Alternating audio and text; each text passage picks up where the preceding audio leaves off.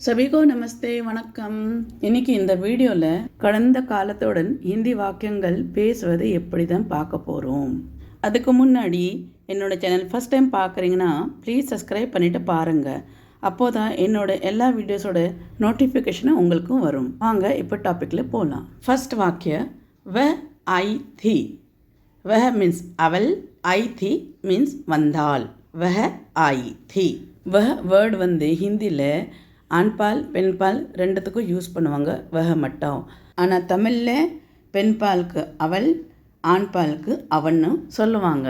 ஹிந்தியில் அவன் இல்லைன்னா அவள் எப்படி கண்டுபிடிப்பாங்க?